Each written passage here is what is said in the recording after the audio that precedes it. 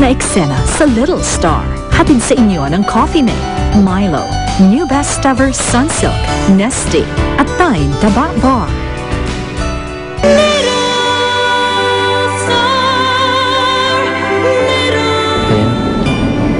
Alam mo, sobrang saya ko na nagkita tayo ulit. Ano ba? Akala ko kasi hahalikan niya ako. Eh di sana nagpahalik ka. Ba't mo naman sinampal? Ikaw naman babae ka, napapahalata kang birhen ka pa eh. Di anggi naman. Ano ba naman kayo? Oh, ang lakas ng ulan. Alas 9 na.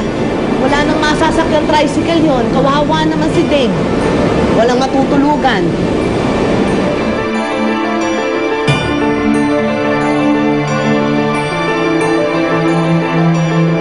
Hindi pwede. Hindi ako papayag na maghirap ulit. Hindi na ako babalik sa dati kong buhay. Nilalamig ako. Kiniginaw ako.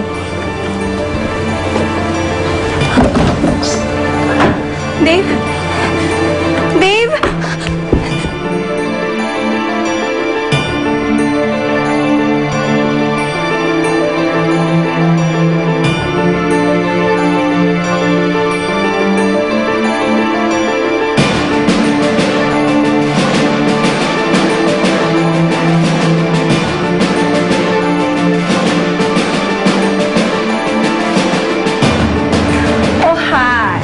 Back!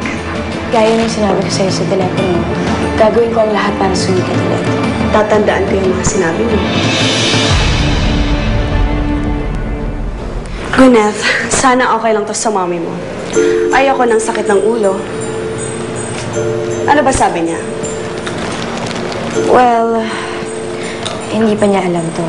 Pahingi na lang ako ng kopya nito para pakita ko na lang sa kanya. Wow, I like the change in you. Magkakasundo tayo.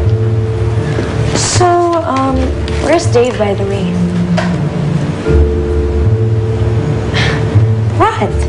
Natanong ko lang naman, masama ba yun? Kilala kita, Gwyneth. At para sabihin ko sa'yo, hindi na tayo nagbabanda at naglalaro ngayon. Talent lang kita. Ako ang manager mo. Kaya kung gusto mong maging maayos at tumagal ang pagsasama natin, layuan mo si Dave. Okay? Bianca, relax, okay? Oh, here. I have to go now.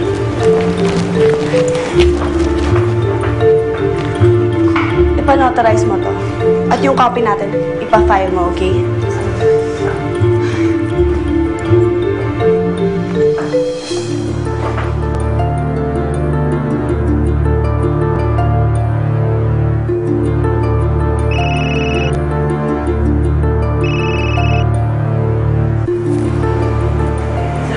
Hello, Bianca. Ano? Mag-apologize ka sa akin?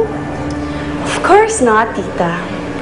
Tumawag lang ako para ipaalam sa inyo na ako na ang bagong manager ni Gwyneth. What? Trabaho lang. Walang personalan. Hindi na kasi siya natutuwa sa inyo eh. Hindi siya satisfied sa paghawak niyo sa kanya. Don't worry, tita. Gagawin ko ang lahat ng hindi mo pa nagawa.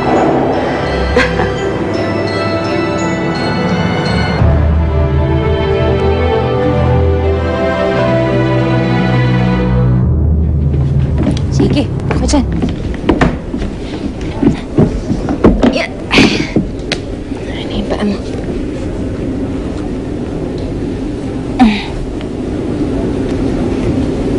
Anong hiningiti-ngiti mo dyan, ha?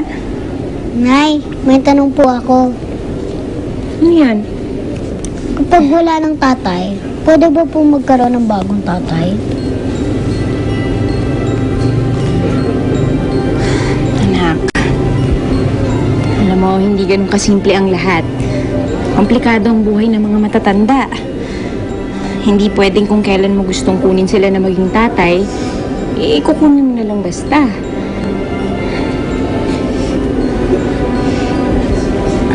May sarili rin silang mga buhay.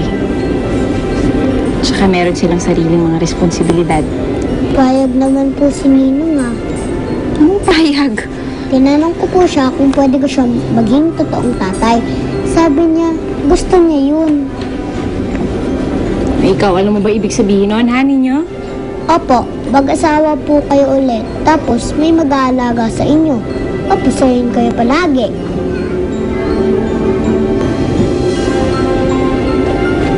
Anak.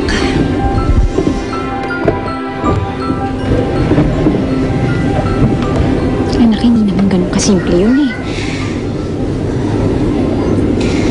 Alam mo, hindi ko naman kailangan na mag-aalaga sa akin eh. Nandyan ka naman, di ba? Tsaka, masaya na ako ng tayong dalawa na lang. Nandyan naman ang nanay Angge. Oh. Nay, di ba mas masaya kung may tatay, di ba? Tsaka palagay ko, may gusto sa'yo si Ninong.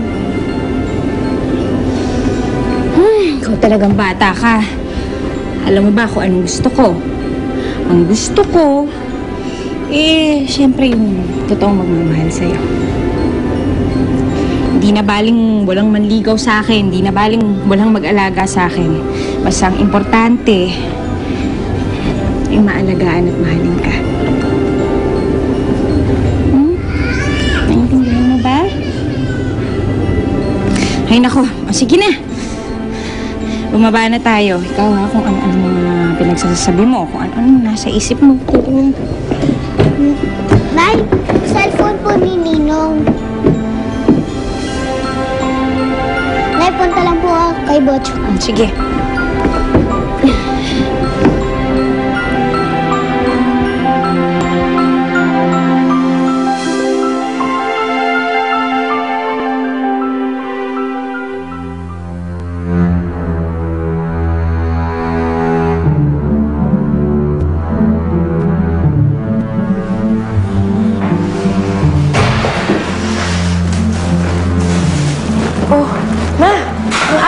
Umiinom na kayo.